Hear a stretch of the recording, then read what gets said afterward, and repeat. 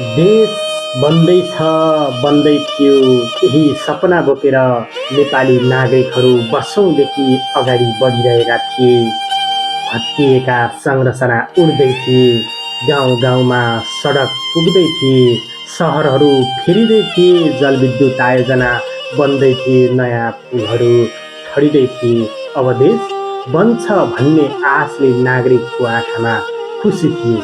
तर नेपालमा विकासको सपना देखेर अगाडि बढेको प्रत्येक पुस्ताले कुनै न कुनै ठूलो विपत्तिको चोट पनि सहनु परेको छ। 1990 सालको विनाशकारी भूकम्पले पुस्तौँसम्म सम्झिने घाउ दियो। 2045 सालको भूकम्पले फेरि सयौं परिवार उजाडिदियो। 2050 सालका बाढी पहिरोले हजारौं जीवन र संरचना बगायो।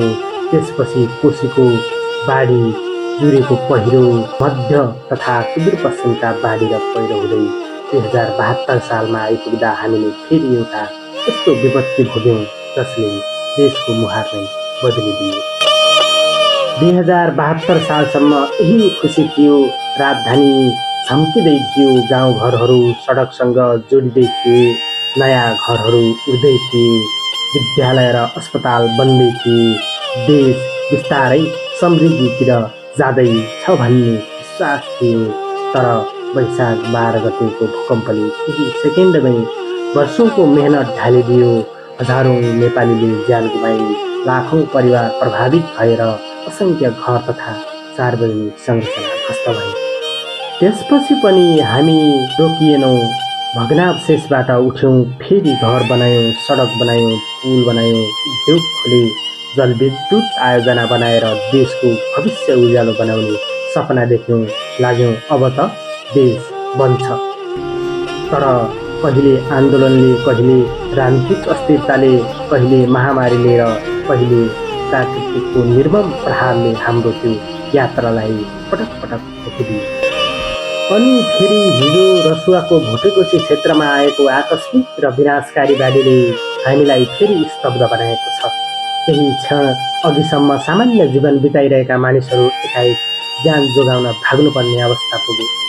घर, पसल, सवारी साधन, सडक, पुल र वर्षौं लगाएका बनाएका संरचनाहरू बाढीको भेलसँगै बगे। सीमावर्ती क्षेत्रको व्यापारिक जीवनमा ठूलो धक्का पुगेको छ। रसुवागढी क्षेत्रका संरचना प्रभावित भएका छन्। जलविद्युत आयोजना, पावर हाउस, सब स्टेशन र प्रसारण संरचनामा समेत गम्भीर क्षति पुगेको छ।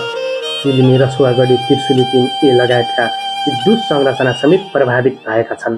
केही पुल र सडक पूर्ण रूपमा बगेका छन्। तर यी सबैभन्दा ठूलो पीडा भनेको मानवीय क्षति हो। कति आमा आफ्ना सन्तान खोज्दै होलान्, कति छोराछोरी आफ्ना बुवा आमाको खबर पर्खिरहेका होलान्, कति परिवारको घर त बग्यो नै, त्यससँगै घर फर्किने मान्छे पनि फर्किएनन्। कति मानिसले जीवनभरको कमाई एकैछिनमा नदीमा बगेको हेर्नु पर्यो। बाढीले केवल घर बगाएको छैन, यसले मानिसका सपना बगाएको छ। कसैको पसल बगेको छ, कसैको रोजगारी बगेको छ, कसैको भविष्य बगेको छ। जलविद्युत आयोजना र भौतिक संरचना भएको क्षति करोडौं अरबौं रुपैयाँमा हिसाब होला, तर बाढीले बगाएको एउटा जीवनको मूल्य कुनै आर्थिक हिसाबले पूरा गर्न सकिँदैन। अझ दुःखका कुरा, जसले देश बनाउन पसिना बगाइरहेका थिए ती मध्ये कतिपय आज बेपत्ता छन्। जलविद्युत आयोजनामा खटिएका श्रमिकदेखि सुरक्षाकर्मी र स्थानीय बासिन्दासम्म यो विपत्तिको चपेटामा परेका छन्। आज नेपालीसँगै म र मेरो मन रुँदैछ। यी दृश्यहरू हेर्दै हेर्दै दिन बितिरहेको छ। आँखाभरि पिली पिली आँसु छन्। मनमा एउटै प्रश्न घुमिरहेको छ, हामीले आखिर कति पीडा सहनु पर्ने हो। म यज्ञराज अवस्थी यी शब्द लेख्ने र पढ्ने एउटा नेपाली हुँ। तर आज यी शब्दहरू लेख्दा शब्द मात्र लेखिएका छैनन्, प्रत्येक अक्षरमा पीडा मिसिएको छ, प्रत्येक वाक्यमा आँसु मिसिएको छ। मेरो शब्दले बाढी रोक्न सक्दैन, मेरो आँसुले गुमेको जीवन फर्काउन सक्दैन, तर एउटा नेपालीको पीडा अर्को नेपालीसम्म पुर्याउन त सक्छ। त्यसैले आज रसुवाका लागि लेख्दैछु, बेपत्ता नागरिकका परिवारका लागि लेख्दैछु, घाइतेका लागि लेख्दैछु, आफन्त गुमाएका परिवारका लागि लेख्दैछु र ती सबै नेपालीका लागि लेख्दैछु। जसले अझै पनि देश बन्दैछ भन्ने आशा बोकेर जीवन चलाइरहेका छन्।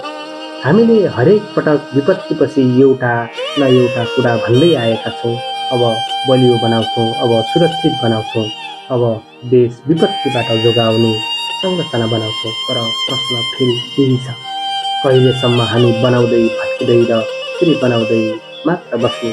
देश विकासको गतिमा अगाडि बढ्न खोज्छ, तर एउटा ठुलो विपत्तिले वर्षौँको मेहनतलाई 3 घन्टामै बसाइ धकेलिदिन्छ। त्यसले आज रसुवाको पीडा केवल रसुवाको पीडा होइन, यो सिङ्गो नेपालको पीडा हो। यो हामी सबैको साझा पीडा र चेतावनी हो। प्राकृतिक रोक्न सकिँदैन, भूकम्प रोक्न सकिँदैन, बाढी र पहिरो पूर्ण रूपमा रोक्न सकिँदैन, तर जोखिम पहिचान गर्न सकिन्छ, पूर्व सूचना प्रणाली बलियो बनाउन सकिन्छ, सुरक्षित बस्ती विकास गर्न सकिन्छ र जलविद्युत तथा भौतिक संरचना निर्माण गर्दा विपदको जोखिमलाई प्राथमिकतामा राख्न सकिन्छ। किनकि देश बन्नु भनेको केवल अग्ला भवन, चौडा सडक र ठुला जलविद्युत आयोजना बन्नु होइन, देश बन्नु भनेको नागरिक सुरक्षित हुनु हो। देश बन्नु भनेको आमाको काख सुरक्षित हुनु हो। देश बन्नु भनेको छोराछोरीले आफ्ना अभिभावक गुमाउनु नपर्नु हो। देश बन्नु भनेको विपत्तिमा परेका नागरिकलाई राज्यले समयमै सम्हाल्नु हो। आज रसुवाको नदीमा बगेका ती संरचनासँगै नेपाली नागरिकका धेरै सपना पनि बगेका छन्। तर हामीले फेरि उठ्नै पर्छ। अहिले सबैभन्दा पहिले रसुवाको सुवागढी तथा प्रभावित क्षेत्रमा बेपत्ता भएका नागरिकहरूको खोजी कार्यलाई तीव्र पारियोस्।